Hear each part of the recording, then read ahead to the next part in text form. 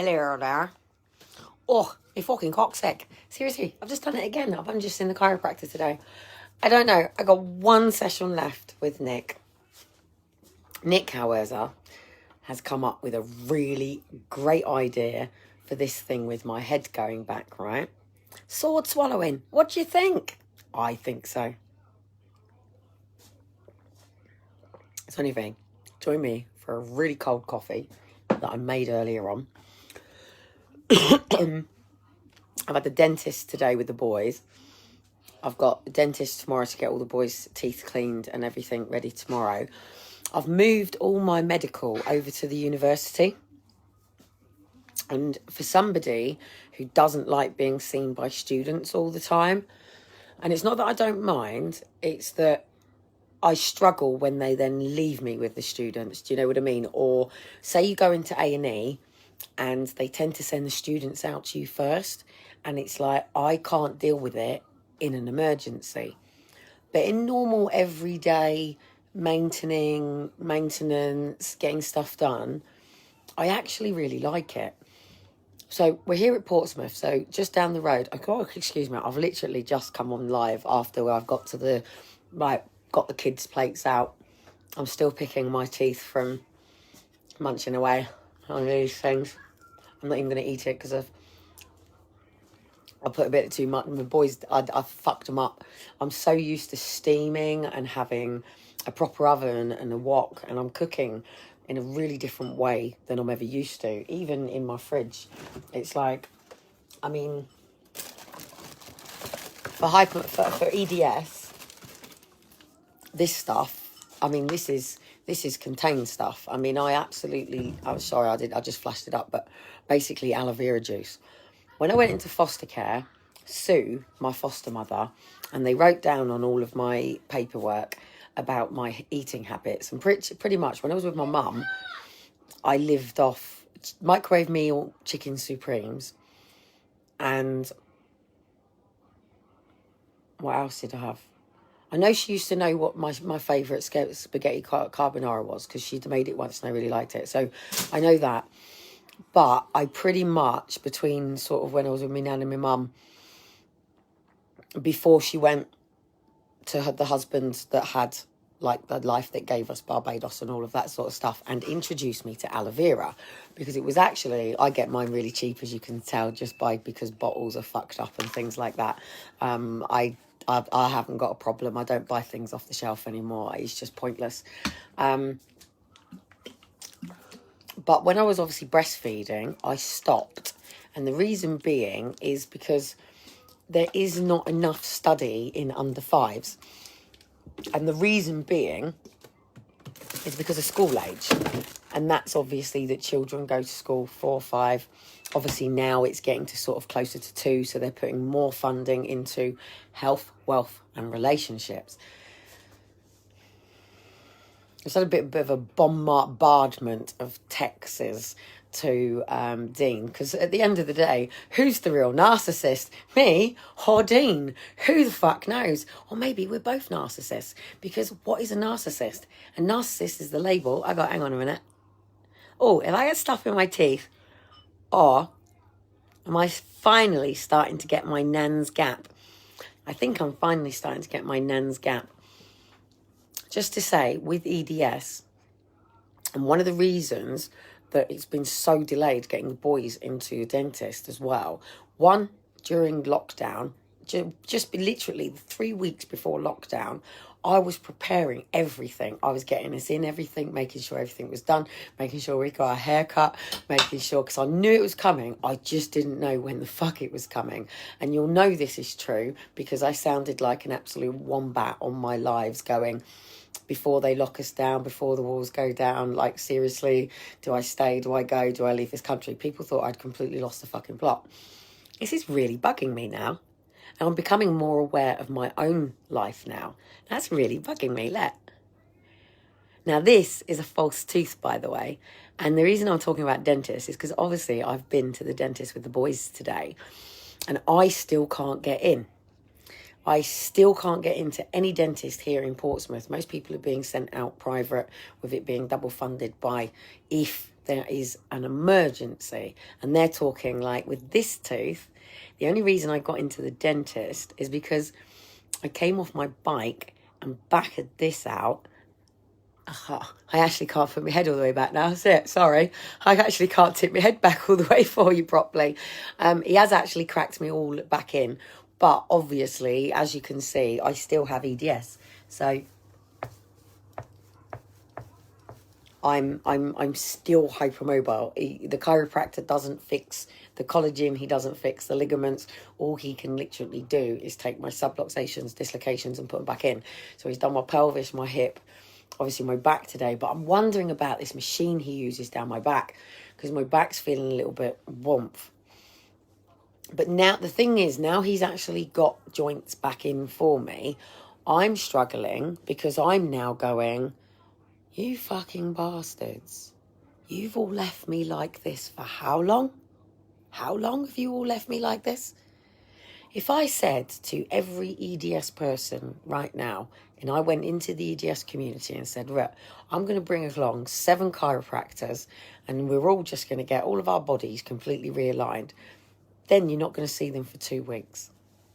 I guarantee you they are begging to see that chiropractor in 3-4 days going, wow, I didn't know how it felt to be upright.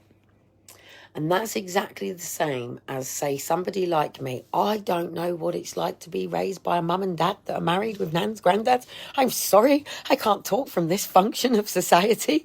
I wouldn't have a fucking clue. I can't do that for you. Hence why I'm here in the broken and the damaged consciousness and the people that are, you know, the ones that also don't know what it's like to be raised with functional.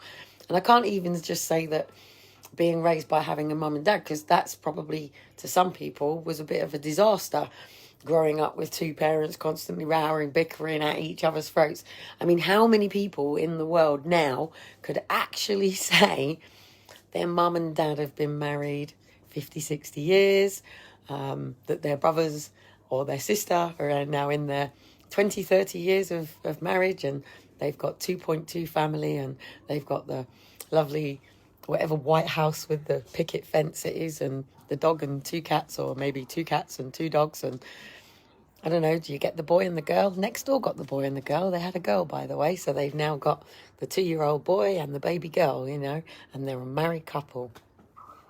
They're not white British, probably right reasons why. But, you know, what is considered that norm? And when you have that baby and the baby comes in the world and everyone goes, oh, isn't he lovely?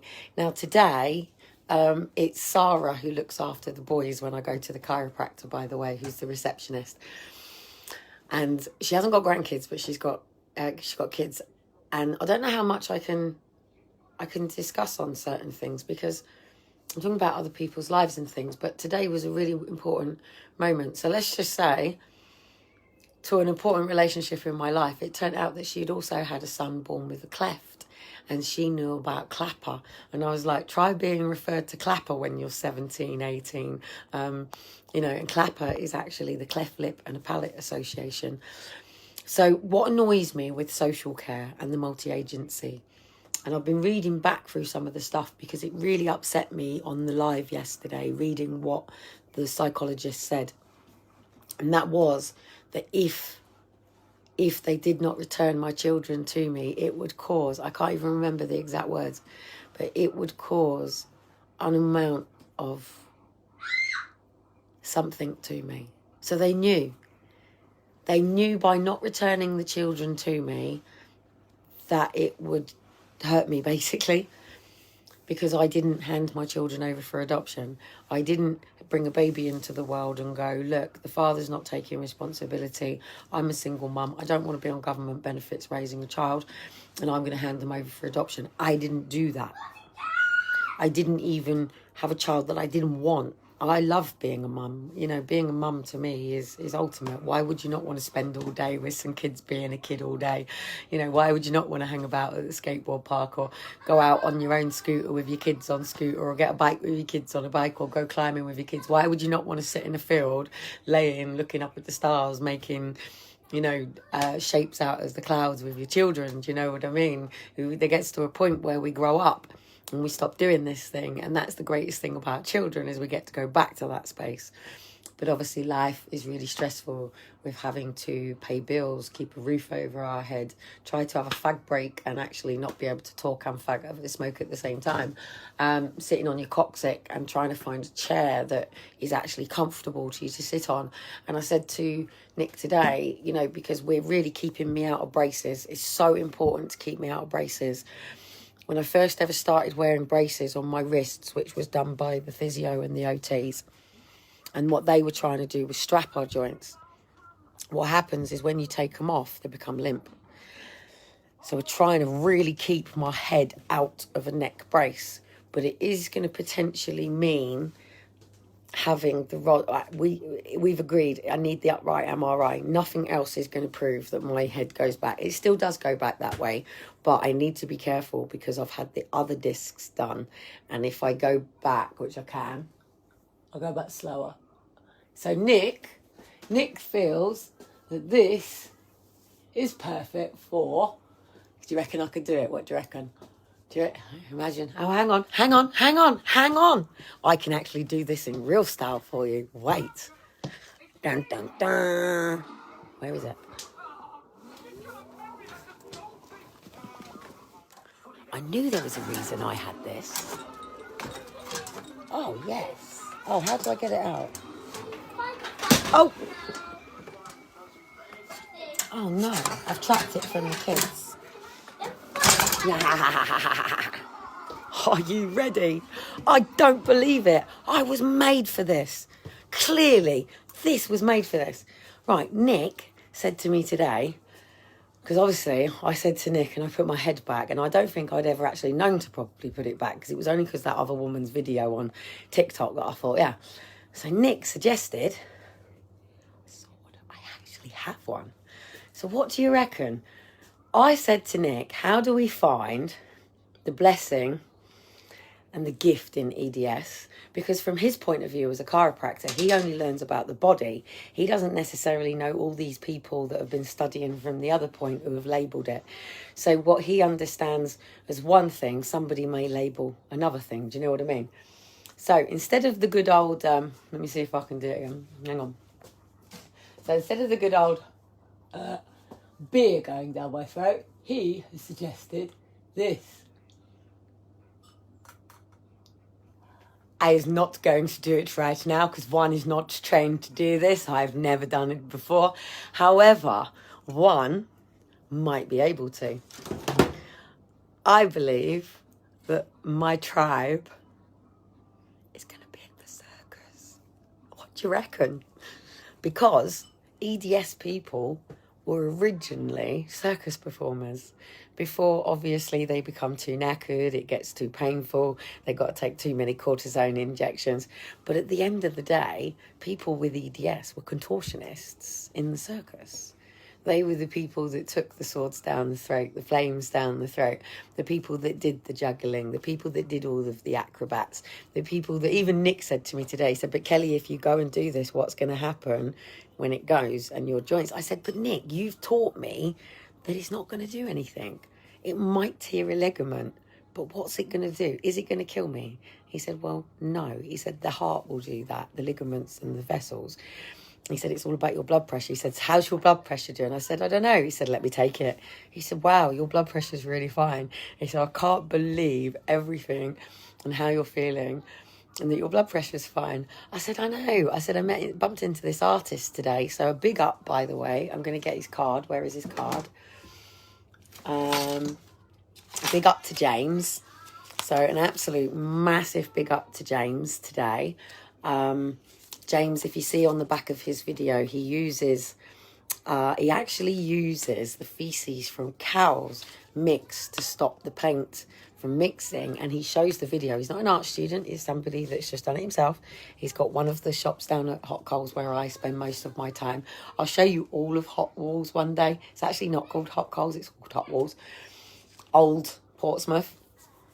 Now he's going to let me go in and do a painting, and they've all been talking to me about me them teaching me their methods, me creating something and designing something from their ways and exhibiting it in their art gallery. So I thought, yeah, that's really cool.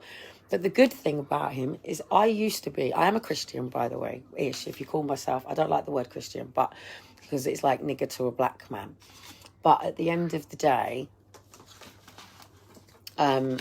I do believe in the Trinity 100%. I understand the difference in when I am building up in myself to when I'm dying to myself to when I give the glory to the Lord. But, however, and I need to check something with you guys first and the people that understand the spiritual battle, spiritual warfare, and in homage. Okay, so obviously I used to, when I did the Radio 1 big weekend and I told them all they were nothing more than a bunch of fucking coke idiots and do. It was a Buddhist centre, as you know, I walked into, Ulverston up in, it's called the Kadampa up in Ulverston. And I literally went there with my kids and my dog, which was Liam and Daniel, yeah? And then I dropped the boys off at Graham's and I said, I'm dealing with a bunch of idiots. I'm going to have a fucking breakdown if I don't. There's the kids. That's in Liam and Daniel. I'm off to Ulverston with the dog. I'll be back in about 2 weeks' time. If not, just drop the kids off to me. I'll be back for him. And he's like, yeah, cool. All right then. You know, so I couldn't do that with anybody else because Graham was never trying to take the children from me. Graham, in all of my life, has never, ever, ever tried to take my kids from me. And I have never done that with him. I got into a relationship with somebody who tried to cause issues with them, but I have never, ever, ever been like that with them. It's been really, really, really difficult between me and Dean, not because Dean being a cunt or me being a cunt, but because of social services in the middle. Social services know full well they would have never, ever have got these kids off me. I'd have shot them. And I would have done. The person that I was when I first came to Portsmouth, straight from Downing Street, after Hayden was found hung in his cell and everything else that had gone on, and I'd gone to Bristol. Come on, you know full well how I got Dean out of Bristol prison. I drove straight into the prison, into the governor's parking space, and I remained there, fell asleep, stayed there until the police and the guards came round me in the morning, kept haunting the horn, saying, give me Dean's number, I want to see him now. I'm not married to him. You know, I don't think I even actually knew I was pregnant at that time either. It was just a case of, I made a decision to leave with this man. This man's now got fucking arrested and I've got a duty and a loyalty to him. And, you know, it was over that time I was starting to think, hang on a minute, I think I'm pregnant with this man's child too. I actually told Dean while he was sitting in prison that I was pregnant. And all that man did and looked at me as he said, so does that mean we're getting married now? Like, can we just get on with our lives now? And I will never forget seeing that man standing in the docks, having all of these people throw all this stuff at him and things from his foster care and everything, like they did to me when I stood in court and they read all these files. And I'm watching this man go from this to I don't even know why I'm sort of really here, to you're reading this stuff out, to going, what, I'm facing 7 years in prison? Dean would have been doing 7 years in prison. Our son's birthday, Shiloh's birthday. So literally on the 23rd of November 2015, after Dean took me off Downing Street, Dean then, so literally I left with him on the 19th of July 2015, and they detained him on the 23rd of November 2015, and I got him out Christmas Eve. So being that we've been through all of that and they've thrown everything at us already, and then we've come to Portsmouth, we've had all of our family completely disown us over it, and we've had even the campaigners and everything. And don't forget, I went onto the radio thing and said, like, I'm going off to get married, get some fucking property and get my fucking kids home and get my own life together. And, you know, we've been battered by social. And also because of Josie. You know, I didn't get to know anybody here. I haven't bothered. I haven't interacted with anyone. I haven't put any roots down. I have just literally took that fucking got dumped in that 1-bedroom flat, told, we don't even know if you're keeping the kid. And literally had to push to a managed move here, knowing that, you know, my credit score's fucked. There's nothing I can do. And it's not like I had cash in my pocket. It's not like I'd built up loads of savings while going out freaking... I don't think people understand what I was doing in the time of having my kids taken. Once it had happened, I don't think people get it, that I was stopping kids getting taken all around the fucking country. I was going in, cleaning people's fucking houses, sorting their fucking shit out, getting husbands and wives to bang their fucking heads together and sort it out, getting grands and grandparents to freaking come in and actually help the daughter-in-law that their son's told is this, this and this. And I was like, you don't want to understand and know my pain, mate. You don't play with it with social, mate. Don't play with it. Don't play with it like, ring your neighbour because your neighbours do. Don't use it as a weapon, mate. It ain't fucking funny. It ain't funny living with the fear that in this particular space that I have right now, Elijah was safe in my womb, mate. Nobody could do anything when he was in my womb. Do you understand what I mean? When Elijah was sitting in my womb, nobody could do anything. It didn't matter whether it was the social worker. It didn't matter if it was the police. They could come to me and say, we're taking that baby from you when he's born. And it's like, well, there's nothing you can do about it right now. He's in my belly. And if I want to fuck off and run, I can. And I was very clear when I came here. You come into my room, you touch my son, I shoot you. The psychologist report stated, Kellie says the pink gun looks really fucking nice. At the time, I didn't even have a passport. I had nobody to sign my passport. I had nobody around me. Dean's family, I've met some of them, but some of these haven't even met me, mate, and they don't even see the kids. I've been defamated from all fucking sides, mate. So now, finally, nobody comes in their space. Doesn't matter whether Dean is here to see the boys and wants to turn my office, because this is not my office anymore now. Whether he's got his stuff here, whether my kids' toys are all over the place, whether Josie turns up at the door desperate, whether social turn around and say to me, yes, you can take Josie and the baby, whether Liam turns up and says, Mum, I'm coming home, doesn't matter what it is. Nobody gets in my fucking closet. This used to be my cloakroom, where I'd put the coats and stuff. But now it's my office. And by the way, I found a tiny ripped piece of the article that I was trying to say on that video the other day, which if I slightly fold it down, you will be able to tell from the back that it's a magazine. And you should be able to recognise the top of that picture there. And potentially the top of there. Too. The top of there. If I just flick you around just to remind you, that is obviously me after graduating, so I'm certainly not some Tesco's Asda. I have a degree. That is me when I was classed at 15 as attractive in a street corner going away. And that is my real family, mate. Me and my 4 kids. I have 6 children now, but they are an extension of this family. Because I'm mum. Nobody ever replaced my sons, my daughter. No man in this world will ever come before Liam, my son, who was created in my womb 25 years ago, who was born with a cleft, who I went through surgery, who I was left and abandoned by his father too. I went off, got married in about 2 weeks, I think, after that. Got married on my birthday, funny enough, the day he met me. And I raised him as a single mother, even with Graham taking him on and having another chance with Graham. Graham, unfortunately, had fucked somebody before we'd even got married. And I'd known all that time, having to live with being told that I was insecure. And I finally found out there was a couple more and it was true.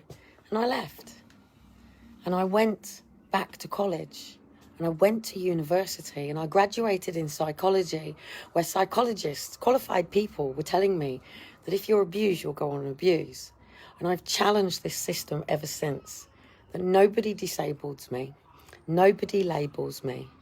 And Dean's mum, mate, seriously, you've never fucking met me. And I have only just had a new account on social media to even bother to go onto Dean's old accounts and go, so who was it that actually had me blocked when I was the one that took the photographs, when I was the one that did the videos for Crisis, when I was the one that dropped everything, which was the 13th of December, the anniversary of the children that were taken to do Dean's videos for Dean's life, carrying his son in my belly, and actually gave up my Christmas to sit outside in a car so he could perform on the very same platform that I was on when Dean was a guest. So this winter and this Christmas, I love Christmas. I love twinkly lights. I love family. I love life, okay? I just love to live to the seasons. I'm not a low-educated woman, far from it. I was expelled from school, but I'm self-taught and university graduated, and I'm going to finish everything that I started. And I will start. I don't know what my surname's going to be. I have no idea. It's been 7 years. Dean hasn't been in love with me since day one. I was nothing more than a fuck and a womb, and that's all I will ever be. I'm not here to slate the man. I'm sure of the woman that he's in love with. I'm sure he will be the most amazing man. And I hope to God that I get to give Dean something that nobody else has ever given him. And his boys are here, mate. They're his sons. Both of them boys are his sons. There is no woman in the world that will ever get over the scars of being told that your son is not even yours and going off and telling people that you're unfaithful, that she's this, she's that. I'm none of these things, by the way. To his mother, to his father, to his brothers, to his sisters, to aunties and uncles, I am none of these things that anybody has ever said. I'm a woman with a heart, a mind and a soul, and I can think for myself. You can all make judgments as much as you like, but at the end of the day, I've been on my own on nothing more than government benefit, yeah? I've had nothing. No brothers to carry things in for me. No mums and dads to come and do any decorating from me. No nans and granddads, apart from my mum, who did come for a few Thursdays. And obviously I've made all my appointments on a Thursday, but it really doesn't make any difference. I've had no social workers helping me do anything other than coming in and hindering me and having to battle and fight them to make sure that they just remember they have Ehlers-Danlos syndrome. You can't fake it. It's real.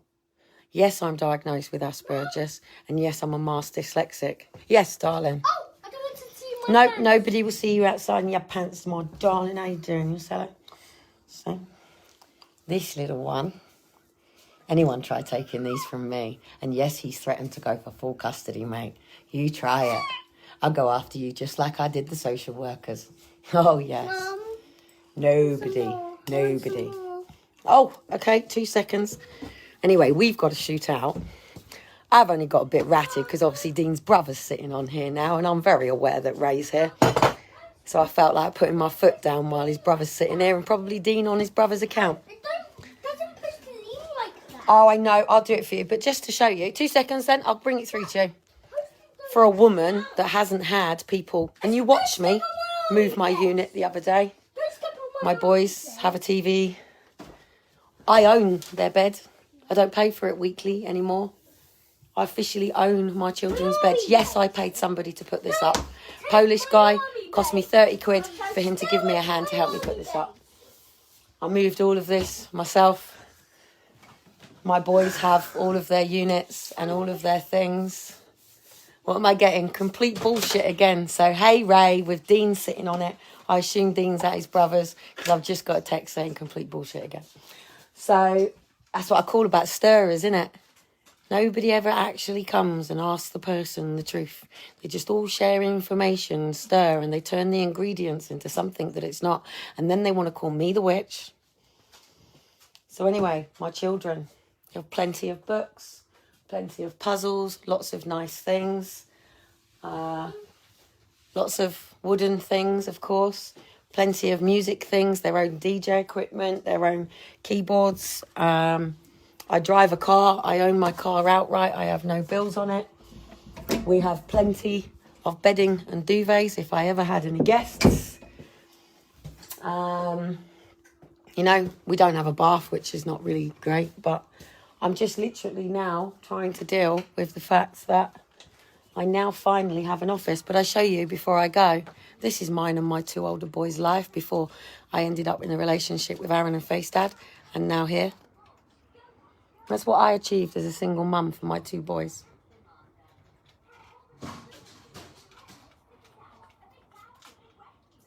And this was never, ever, ever even brought into court.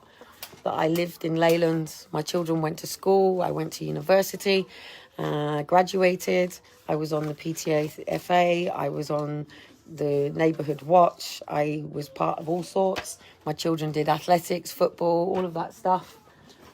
And can I just say a massive big thank you to Claire, of course. This always makes it into my office. She is the only person ever to make sure that all 6 of my children are all on the same page every Mother's Day. And this is Claire.